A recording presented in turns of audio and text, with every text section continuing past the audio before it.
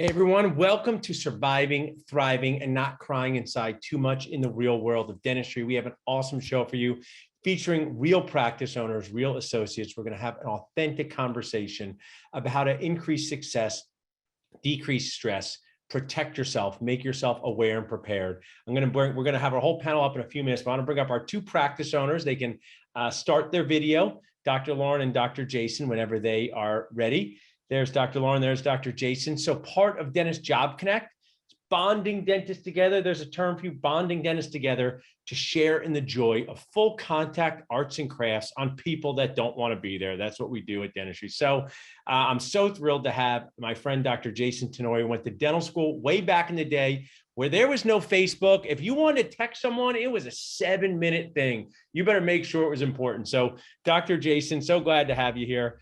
Tell us where you're sitting, what your practice is like, and a little bit about your dental life.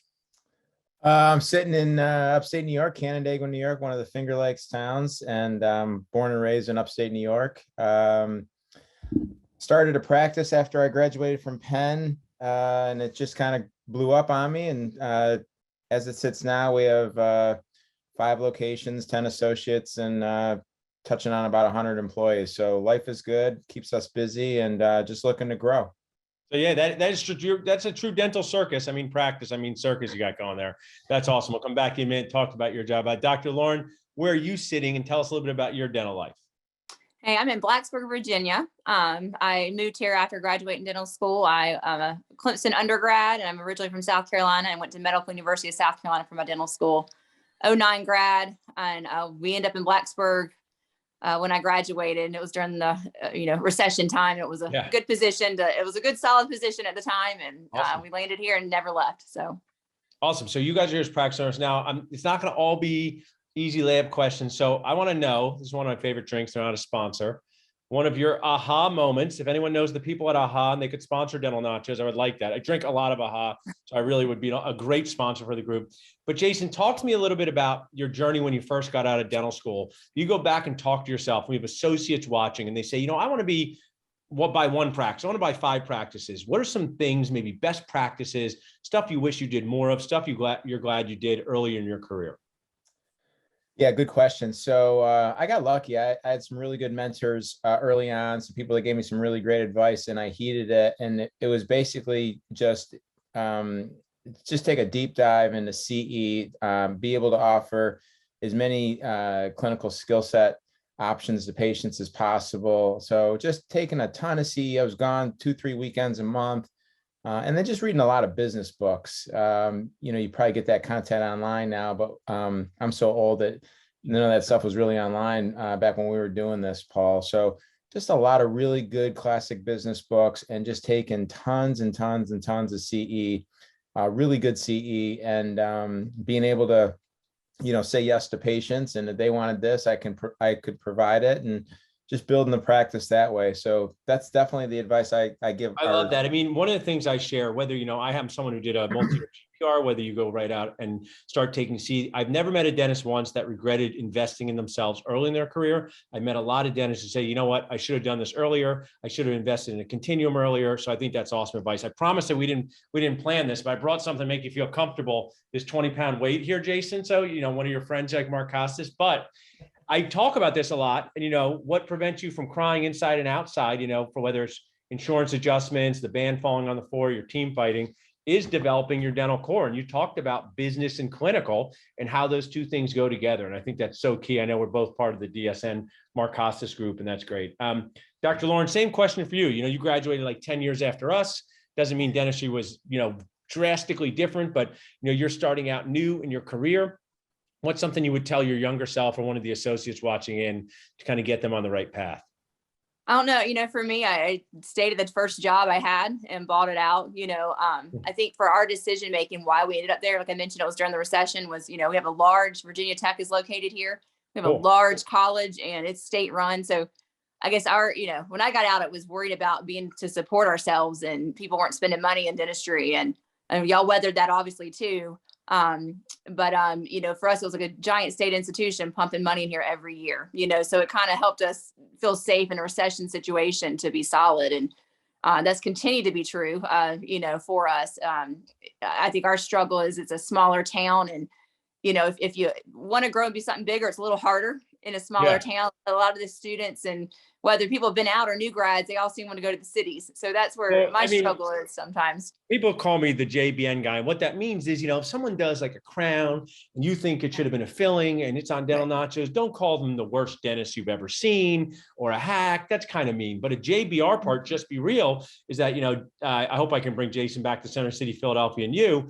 There are like 30 world-class restaurants from where I'm standing right now in Center City, Philadelphia. So chefs come here and they get trained as chefs, and they have a lot of opportunities. In the dental space, Jason's doing the same thing. There's so many amazing opportunities in areas that they're not necessarily far off lands, but they're people have to find a reason to go there. And that's why I think it's an important conversation for us to have as an industry. And I think, one of the things I want to ask you, Lauren, is so I did dentists say, Jason and Lauren, they want positivity. People say they like positivity, but no, people like negative drama. Because this morning at 6 a.m., I put up 2 posts. Tell me the best thing about your associate job and tell me the worst thing. 5 comments on the best, 87 comments on the worst, right? Didn't get paid. Tell me why yours was good and what you liked as an associate that made you want to buy in, whether it was the environment, the people, the culture, the clinical care. Just curious. Yeah, no, I think, at the time, I think it just happened to be timing with the doctor deciding when to retire age wise. I think my husband and I, we liked the idea of a small town, and the practice itself, the employees were good, it was manageable. For me coming in, I always wanted to be with 2 doctors because I wanted to have a family. I wanted to have that backup of somebody else. And so going in, it was already a 2-doctor practice. I just never realized I might struggle with the other half once I took over, because I guess most people aren't my husband and I who didn't mind going to a smaller town. So, we're like, oh, we'll find somebody. So, that I think for us, the fit of the community was good. The fit of the staff I've had, when I bought the practice, I still have one of the front office ladies. 2 of the hygienists are the original. And then my assistant, one is original. So, I've had staff that have been there 20 plus years, way longer than me. That have stayed on. So, that's key for your patient continuity, just people know people. One of the things I share with both you and Jason, whether any job you have, is take videos of where you are, put them on Dental Nachos, showing how much fun it is to live there, because you need to bring, whether it's drinking wine at the Finger Lakes or some sort of festival in Virginia. Now let's talk, Jason, about, you have a position on our Dentist Job Connect platform. So you're looking for an associate. Tell us your why. I tell associates to ask this question when they go interview. Why? This seems like a great practice. Why are you looking for an associate? Tell them to listen.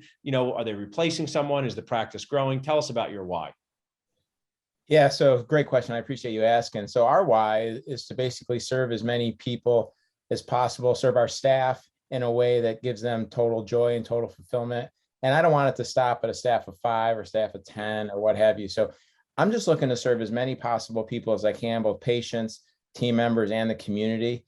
And as soon as we get to a point where the wheels start coming off and the culture starts to suffer or quality care starts to suffer, then we'll pump the brakes. But I've just found that if you surround yourself with really good people, you give them a few rules to follow and just kind of let them free will the rest of it, really good things happen. And that's kind of what we're doing, and things are working out so far. So we're just looking for good people, just people that want to work, people want to make a good living, people want to just enjoy life and feel fulfilled and serve others. And that's what we're all about. That's awesome. And so you're there, and we're on Job Connect. I have everyone from people with 70 associates to people hiring their very first associate. So I love doing this. I really do. And I love the story. So you already have 10 associates there at the practice. Would someone, if they were looking to work with you, be able to check in with some of your associates to find out about those experiences if they were watching online? Oh, yeah, no doubt. I mean, I would insist on it because, we have to be as good a fit for you as you for us. And I've had a couple, not many, but I've had a couple failed associateships, and I've learned a lot from them. And I didn't manage expectations correctly, and I didn't make sure that they were going to be a good fit for us, and vice versa. So I would insist that you come up and you spend a lot of time talking to my associates. I mean, I have associates been with me over 10 years. So just really make sure that they feel like it's a good vibe and a good fit for them. Yeah, I mean, it's such a key point where I always say, I tell my wife, I don't interrupt, I just interject with value. So it's a good thing to say to your spouse. I'm not interrupting, I'm just interjecting with value, but it's about finding the right fit, just like the right treatment plan. As crazy cliche as it is, my associates, we have multiple associates, they do a lot of restorative dentistry, but we have multiple specialists. We have a surgical prosthetist doing full mouth rehab tomorrow. So they don't always get the chance to do a ton of specialty work, but they get the chance to observe a lot of specialists and build their career. Maybe that's a fit for someone. Maybe for someone else, they think that's too limiting. So I love that. Dr. Lauren, same question for you. Why are you looking for an associate? And if someone was watching this saying, I can come to Virginia, I want to work with Dr. Lauren, what kind of procedures would they be doing with you? So I'm really bread and butter. I don't do extractions. I have a part-time associate that works like 1 day a week that's been there for almost 10 years. She does all the extractions. At this point, I think I look today and my first opening is in July for any restorative in my schedule. So, I mean, we are packed. Yeah. I've got 4 hygienists. I check in 4 hygiene every day and trying to cover. That is crazy. I wear roller skates. I mean, the hygiene check is insane. It's an insane thing. There's no surgeon removing a gallbladder and someone's like, can you check? Yeah. Can you come? Yeah. But not in dentistry. And it really is. Tell us why, both you and Jason, because I love having, we're second half's going to be with our associates. But I know the answer to this as a practice owner of 16 years, but why is it not good to be crazy busy? Why is it not good to be booked out in July? How does that make you feel? It's stressing me. I get into work, I'm exhausted by lunchtime and I look and there's no relief in sight, so, right. And the patients, and we do our best. I've added some Fridays to get people in. I've been staying a little later on Thursdays to get people in. And I think, each day of the week gets a little longer every time, but yeah, it's stressful and we do our best, but it's not good for the patient. The answer is dentists are just too good at people and too nice. And we have a very hard time not saying yes to somebody who has a problem, even if they have made bad decisions to get that problem. Like they come in the last week of the year when they had the other 51 weeks to come in. I go, we were open in February, Jim. Jason, same question for you. You're someone who's just inspiring. And I know you're super humble, but you built this multiple practice group, and you want to expand. Why is it like not super comfortable if, your staff is stressed and you have too many patients and there's opportunities? I just like our community to learn that growth doesn't come with only unlimited positivity. It comes with stresses and challenges. It sure does. And it's all about capacity, right? So you have to have enough facility capacity, you have to have enough schedule capacity, provider capacity. And when you're booked out to July, I mean, that's a blessing in and of itself. But to your point, it does lead to a lot of stress. You have to turn emergencies away. You can't do same day treatment, and I'm sure you guys have systems in place to deal with all that. But I always used to kind of giggle as I would, 10, 12 years ago, I'd go to these local dental societies. People would kind of puff out their chest. Well, I'm booked out 6 months and I'm booked out 10 months. And that's awesome, but it's really not ideal business practices either. So there's a lot of opportunity costs associated with being booked out solid. And I'm glad you're addressing it, but that's not our MO. We always try to leave room for a little wiggle room for, yes, obviously emergencies, but also need to leave some wiggle room for, sanity breaks and clarity breaks and morale boosting and stuff like that. So they're good problems to have. They're first world problems, but they're all problems, none the same. Yeah, no, then they can create a certain intensity when you can't get somebody in. And when you look at someone, it could just be for a simple hygiene check and say, you would benefit from a crown here, and then they can't get in and they want to get the crown. So that's why, I feel so proud of what we're doing here. So now, Jason, if somebody's watching, tell us where this position is. Go into the details that dentists love. This is what dentists love. It's the probing depth 3 or 4. No one can see between the probe, okay? But so tell us, where's the position? Is this full-time? And how people can reach out to you. We're going to put everything in the chat, but how they could reach out to you to learn more about it. Yeah, I appreciate you asking. So we have a couple positions open. We have a flagship office, really big, robust office, 25 ops, usually 4 doctors and 8 hygienists are working there at any one time. And there's a position available there. And that's a great fit for certain people. It's not a great fit for other people. So if you really like a lot of chaos, a lot of camaraderie when it comes to treatment planning, and all the chaos and excitement that comes with that, that'd be a good fit for you. But some of our other offices are a little smaller, 1 to 2 doctor practices, if that's more your speed. So there's opportunities at both levels. It really just comes down to, how much mentorship you want. And again, when we're talking about your avatar of the perfect job, like you have to ask yourself those questions. How much mentorship do you want? How busy do you want to be? What kind of procedures do you want to offer? Patient base. just stuff like that. So if, long story short, from our opportunities, really at all levels, in a real big, busy practice, and then in a more low key practice. Cool. And that's Finger Lakes area of New York. How far are you guys from Elvez and Center City? Just so that's how I measure everything in life. So Yeah, pretty far. So but you guys you're like what, 4 or 5 hours? yeah, I'd say so. Yeah. The biggest town that is around us is Rochester. It's about 30, well, depending on the practice that you're talking about. But here's the deal. So I understand, 100% what Lauren was saying. All the new grads and all the younger docs, they want to go to Philly, they want to go to Boston, they want to go to New York City. And that's cool, right? Because that's kind of what I wanted to do at the start too. But you reach a point in your life where you realize what's really important, at least I did. And it was having, my kids grow up in a community that wasn't total chaos, and it was a cost of living that was going to allow me to retire if I wanted to at 50 as opposed to 70. And those things are really, really important. Now, there's no South Philly Knockies, and there's no there's no New York City pizza, and there's no Boston Red Sox, and I miss a lot of the things that big cities bring.